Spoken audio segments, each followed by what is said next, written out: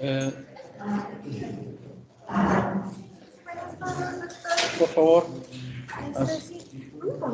Estoy en plena clase. Siéntense, por favor.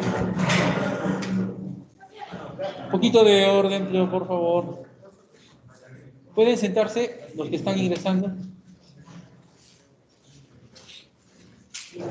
Gracias.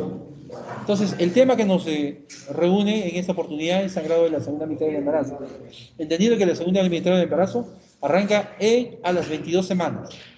A las 21 semanas, 6 días, que obviamente se ha verificado la edad gestacional, hasta las 21 semanas, 6 días, todo sangrado entra en el conjunto de lo que es amenaza de aborto, ¿no? Al día siguiente, algo que era amenaza de aborto se puede convertir ya con nombre propio, como es placenta previa, un desprendimiento prematuro de placenta normoinserta, es una rotura uterina, etc. Entonces, ¿qué vamos a tratar el día de hoy? Vamos a tratar el sangrado o las hemorragias de la segunda mitad del embarazo. Muchas son las patologías obstétricas y no obstétricas que pueden ocurrir durante la segunda mitad del embarazo. Las obstétricas tienen todas estas, ¿no? Y en específico, si queremos hablar de segunda mitad del embarazo, es desde las 22 semanas hasta antes del parto. Antes del parto y las hemorragias que son con el parto o posparto, como es la tonilla uterina, desgarros del canal, de retención, coagulopatías, inversión uterina. Lo que nos va a ocupar en esta oportunidad es principalmente estas tres entidades que son las más frecuentes. Basa previa también puede ser, pero también basa previa está ya dentro de lo que es el mismo parto, entendiéndose que tiene que haber dilatación para poder nosotros tener la eventualidad de un sangrado que corresponde a basa previa, vale decir el desgarro de algunos vasos velamentosos que a veces el cordón umbilical se implanta de esa manera en la placenta. Y entonces al momento de hacer el desgarrar la membrana, las membranas, eventualmente podemos desgarrar esos vasitos y generarse una hemorragia fetal, ¿no es cierto? Que proporcionalmente es mucho más grave porque la volemia del bebé es mucho menor respecto a la volemia de la madre, ¿no? ¿Cuánto es la volemia del bebé? Aproximadamente 80 centímetros cúbicos por kilo de peso. Si estamos en término o pretérmino, un bebé de 3 kilos. 3 por 8, 24, 240 centímetros cúbicos. Y que para que se muera el bebé necesita la pérdida de un 40%. 40% de 280. ¿Cuánto? 40% de 280. De 240. Probablemente sean 100 centímetros. Y 100 centímetros cúbicos es poquito. Poquito y el bebé rápidamente entra en hipovolemia, shock hipovolémico y se puede morir rápidamente por un sangrado. En cambio, 100 centímetros para la madre es nada, porque si la pérdida normal en un trabajo de parto es 500 centímetros y la madre está perfectamente bien, ¿no es cierto? El problema ocurre cuando hay sangrados abruptos por encima de 1000. Si es más de 500, que ya es anormal, por encima de 1000 definitivamente ya empieza a haber compromiso de la salud materna. Bien, entonces vamos a ocuparnos de abrupto placentae, que es el desprendimiento prematuro de placenta normoinserta, la placenta previa y la rotura uterina. Abrupto placentae es una patología que implica la solución de continuidad o el despegamento o la falta de contacto entre la placenta y la pared materna, que es necesario este contacto para que haya la transferencia de gases, como es oxígeno, CO2 esencialmente, para la función respiratoria fetal, o de nutrientes, ¿no? Si esto se va desprendiendo progresivamente, va a llegar a ser en un momento a comprometer la vida del bebé, ¿no? Si se dice que aproximadamente el 15% de despegamiento o desprendimiento de todo el 100% de la placenta ya es sintomático, es grave por encima del 30% y es incompatible con la vida del bebé si se desprende un 40-50%. Imagínense. Y esto puede ocurrir de dos formas, de manera espontánea, porque puede haber alguna ruptura espontánea de un vaso que llega, ¿no? De un vaso, una arteria espiralada, que llega ahí, se rompe espontáneamente por problemas de fondo, como puede ser un trastorno hipertensivo del embarazo, una, eh, una alteración de la coagulación, una deficiencia de ciertas vitaminas, ¿no? Puede haber esa ruptura espontánea y progresivamente estar despegándose. O puede ser traumática. La no traumática o espontánea, generalmente relacionado con otros casos obstétricos, ¿no? Por ejemplo, una disminución del volumen del líquido de una ruptura prematura de membranas, cuando abruptamente se pierde el líquido, se rompen las membranas, puede eventualmente haber un desprendimiento de placenta, no es traumática. Un trastorno hipertensivo del embarazo, puede haber, no es traumática. Y una traumática, que puede dar un golpe directo hacia la pared abdominal, desprendiendo la placenta, en un accidente de tránsito, ¿no? En un golpe directo a ese nivel, o puede ser una herida de bala, que no solamente desprende la placenta, sino puede dañar al bebé, o un acuchillamiento, que es un montón de cosas que pueden ser traumáticas. Básicamente, el traumático no necesariamente tiene que ser directo, puede haber un sacudón fuerte, ¿no? Un fuerte sacudón del cuerpo, generando un desprendimiento de la placenta, desprendimiento traumático de la placenta, donde ahí, por lo abrupto, lo rápido y generalmente de gran magnitud, el cuadro es rápidamente mortal para el bebé y eventualmente mortal para la madre, si es que no se hace rápidamente el tratamiento correspondiente. Entonces, trauma o no trauma. Puede eventualmente esa parte no traumática puede ser tan leve, tan sutil, que puede durar mucho tiempo y generalmente a veces puede haber sangraditos pequeños en la primera mitad del embarazo, que se dice que es amenaza de aborto, puede haber un poco de dolor, sigue, y finalmente configurarse un verdadero desprendimiento prematuro de placenta normoinserta sin que necesariamente haya una patología muy configurada o precisada o establecida. Eso es lo que menciona la literatura como un desprendimiento prematuro de placenta normoinserta de manera crónica, que es muy poco frecuente. La frecuencia en general es del 1%, ¿no? O que equivale a 10 episodios en 1000 recién nacidos vivos, y esto es variable de acuerdo a las poblaciones, ¿no? La mortalidad perinatal es alta, porque como les digo, depende de muchos factores que ese bebé se salve. Si la cosa es en una paciente que está hospitalizada por trastorno hipertensivo del embarazo en el hospital, y que súbitamente ocurre este incidente o este accidente que se da de desprendimiento prematuro DPPNI o abrupto placentario o desprendimiento prematuro de placenta normoinserta, pues está en continuo control. La paciente siente un dolor importante, hay sangrado, e inmediatamente el personal de salud va y diagnostica y a sala de operaciones y el bebé sale en buenas condiciones, y es que ha sido bastante rápido ello una vez diagnosticado el DPPNI. Pero si imagínense si eso ocurre sin que la paciente sepa, en lugares alejados, hasta que llegue a un centro de salud puede pasar horas.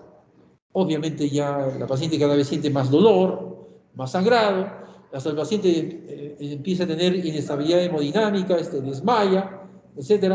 Cuando entra al hospital, ya es un desprendimiento severo, donde ya hace rato que el bebé se murió y tenemos que estar afanados en salvar la vida de la paciente porque está hipotensa, está sudorosa, indicativo de todo un shock hipovolémico. A veces la salvamos, a veces no. Puede ser un shock hipovolémico ya irreversible, que por más que le pongamos líquidos de líquidos, entremos a sala, hagamos una cesárea, histerectomía, lamentablemente perdemos a la paciente por lo muy tardío del tratamiento. Hay pacientes que en el sitio nomás ya se mueren. No hay forma de cómo trasladarse a un centro de salud. Eso ocurre todavía en nuestra patria y es parte de los parámetros que hacen que nosotros seamos considerados un país en desarrollo o subdesarrollado. Los estándares de salud no son buenos y eso tenemos que mejorar. Factores predisponentes, como ya he mencionado, dentro de los no traumáticos, en primer término está el antecedente de haber tenido un desprendimiento prematuro de placenta norma inserta. Por factores incluso desconocidos puede eventualmente recurrir y repetirse. Se menciona que hay un riesgo relativo de 10 a 18 si es que ha habido este desprendimiento en el embarazo anterior. Obviamente, generalmente, por ejemplo, si va acompañado de hipertensión, ¿no? Sobre todo la hipertensión crónica con preeclampsia añadida, que ustedes van a tratar ello, ¿no? Y otras patologías, ¿no? Por ejemplo, embarazo doble, de 2 a 8 de riesgo relativo, significa que aquella paciente que tiene un embarazo doble tiene hasta 8 veces más la probabilidad de desprendimiento respecto a aquella paciente que no tiene embarazo doble. Bien, hay que tener en cuenta que hipertensión es bastante frecuente y por consiguiente una forma de complicación de la hipertensión es precisamente desprendimiento prematuro de placenta norma inserta. Otra complicación es la eclampsia, o sea, las convulsiones, otra la coagulación intravascular diseminada, otra es las insuficiencias hepática, insuficiencia renal, compromisos de ACVs a nivel del sistema nervioso central, etcétera, ¿no? Y también en casos de RPM, una paciente está con buena cantidad de líquido, sus 2 litros de líquido amniótico, se rompe la membrana y abruptamente de tener un buen volumen, rápidamente hay una disminución del continente y como la placenta no es tan flexible como es la pared del útero, hay un desfase y puede desprenderse la placenta. Entonces, ¿cómo es la parte clínica? Hay sangrado, hay dolor y hay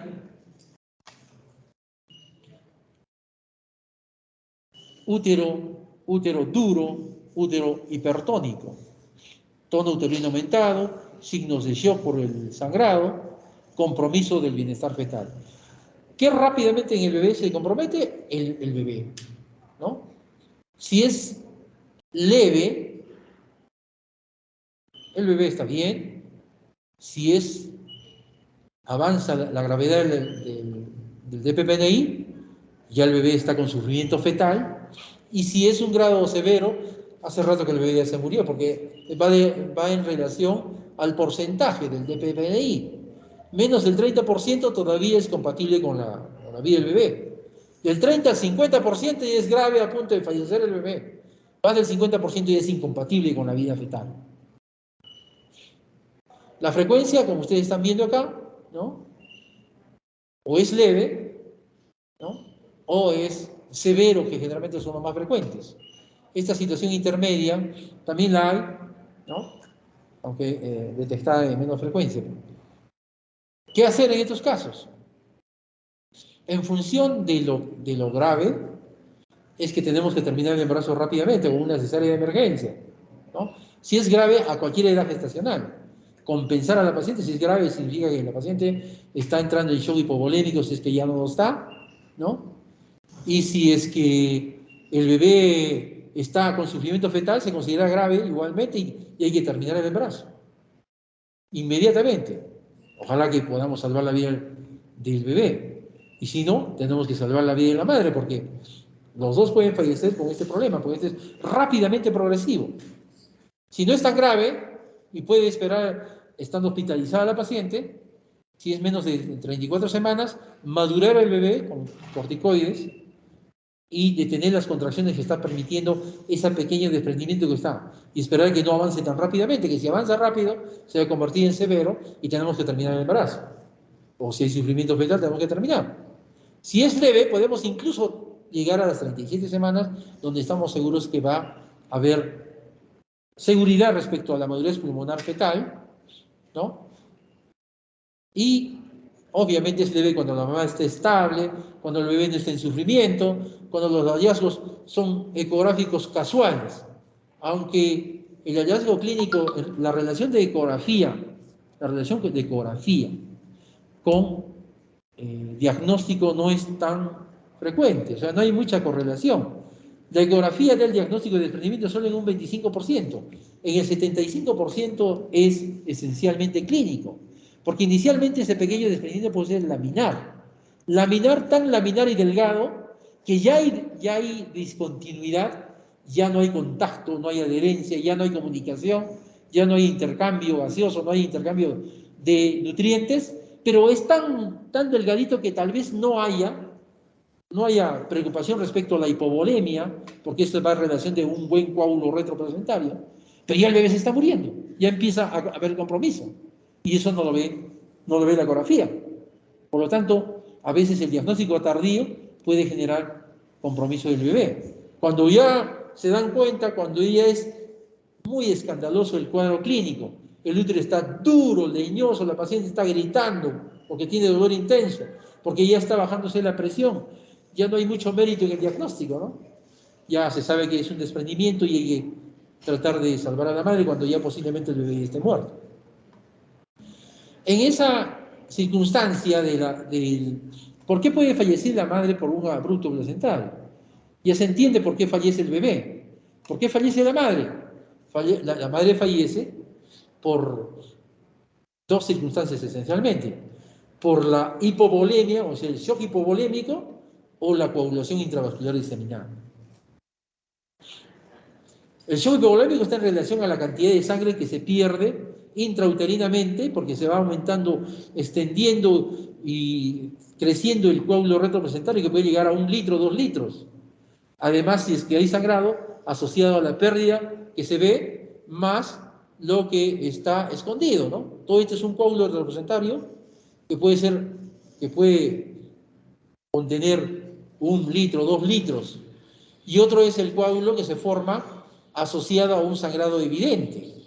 Este es el más grave porque hace demorar el diagnóstico, puede estar con buena cantidad de sangrado y no darnos cuenta, tan solo porque, ¿qué pasa? Que se está bajando la presión, el pulso se acelera, la paciente está inestable y no vemos sangrado, pero el útero está leñoso. Entonces, el entendido de que la placenta está, el hematoma retroplacentario se está conteniendo y no está generando despegamiento de la membrana que permite llegar al canal cervical.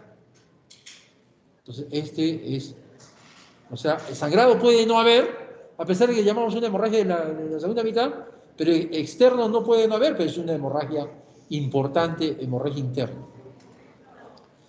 ¿Y por qué se produce la coagulopatía de consumo o la coagulación intravascular diseminada?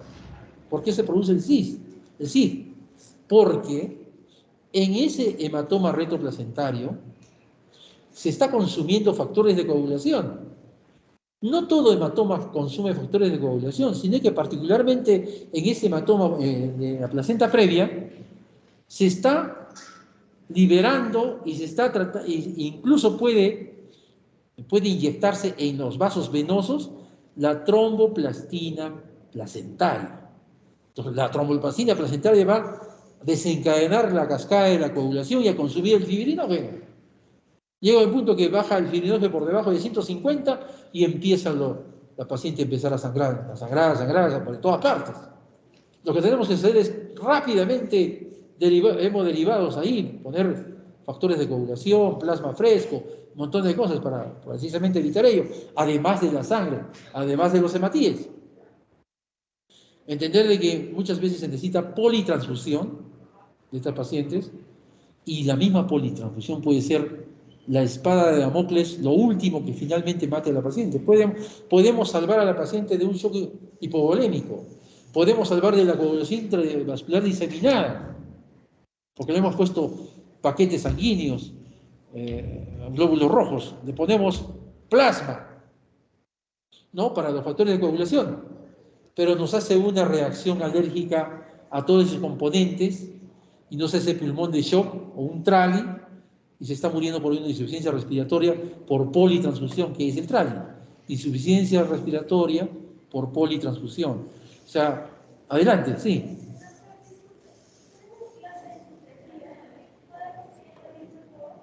No, sí, adelante. Ok. ¿Hasta qué hora es el dictado de esta clase? Ah, ya.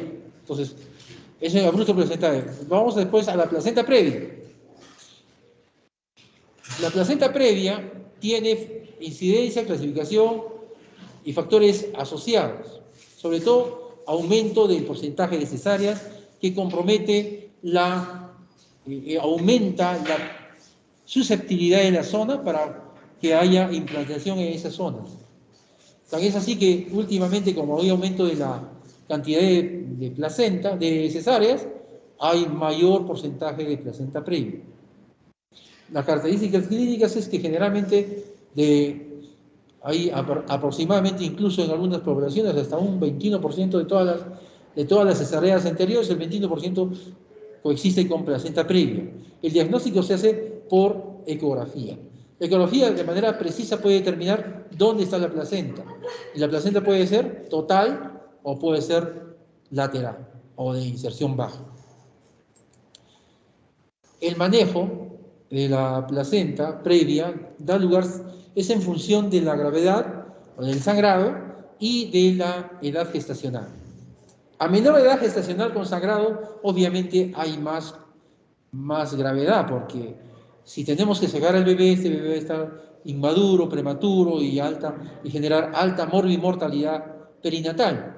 El parto generalmente es por cesárea. Si no hay mucho sangrado, podemos tener una conducta expectante hasta madurar el pulmón fetal, y si topográficamente está bien el bebé, tenemos que eliminar o disminuir las contracciones para tratar de llegar hasta una edad gestacional que permita que la madurez pulmonar sea adecuada.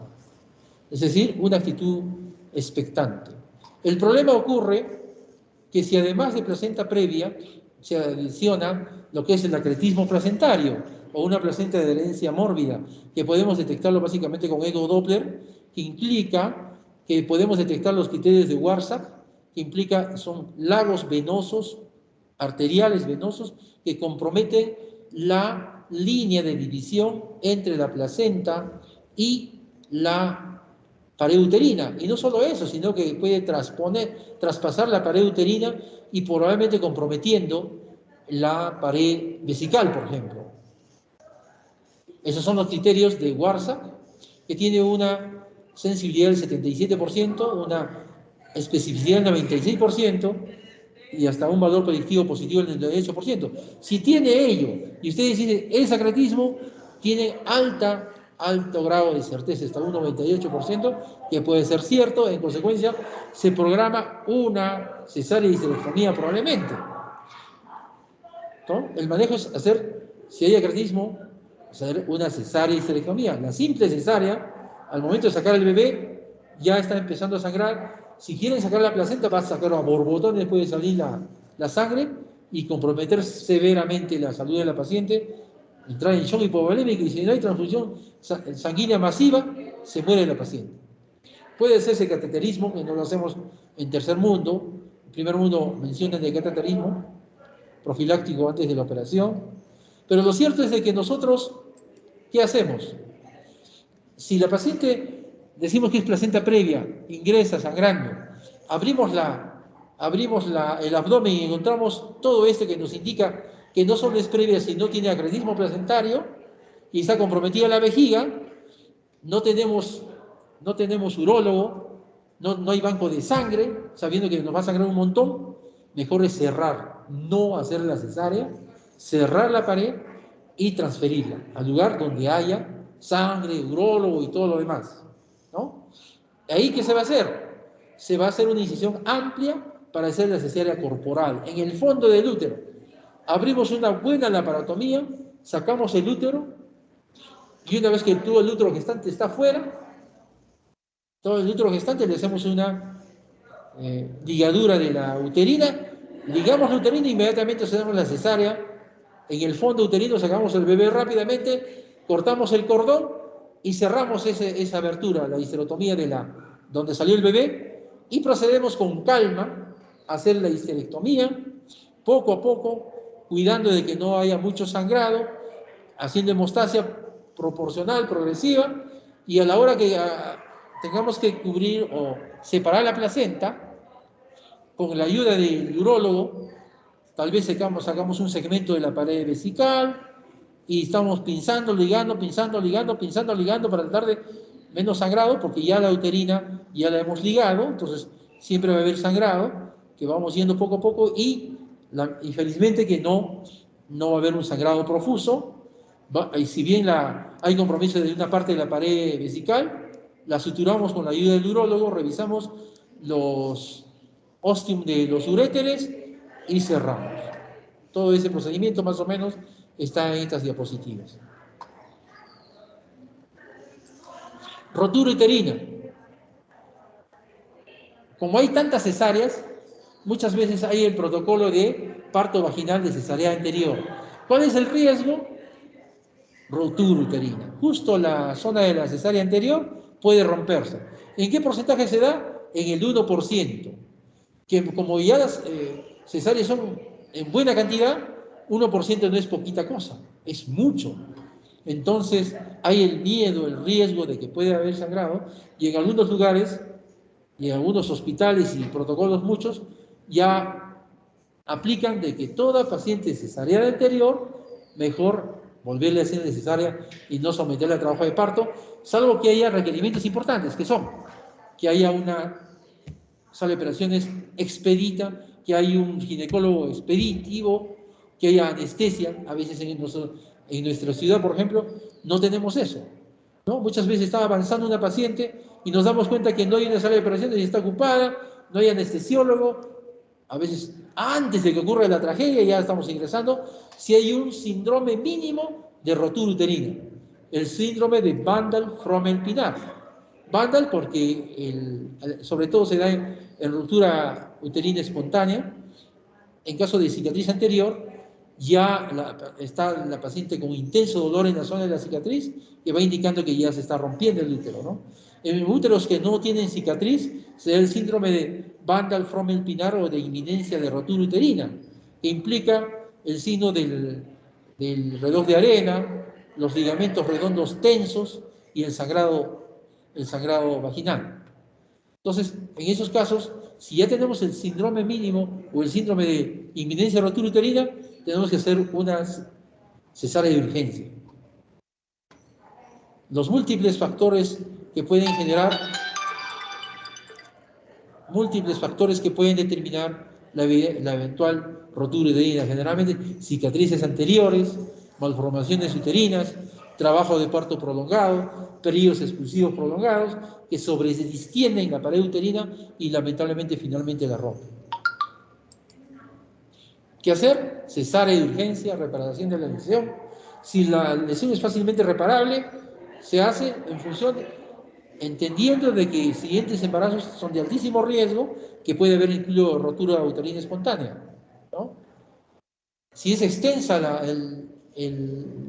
solución de continuidad, no es mejor hacer la histerectomía. Obviamente la inestabilidad hemodinámica se tiene que corregir.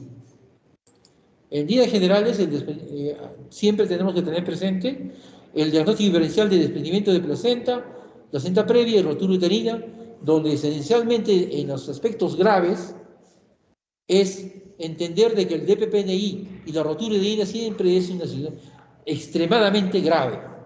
La placenta previa excepcionalmente se convierte en grave cuando sangra demasiado, pero muchas placentas previas no sangran o sangran muy poco, que obligan a un tratamiento, a un seguimiento más cercano, y ante la posibilidad de que sangre mucho más, podemos hospitalizar a la paciente. Siempre hay tiempo para poder asumir. Son raros los casos en que la placenta previa sangra demasiado y compromete la vida del bebé y de la madre.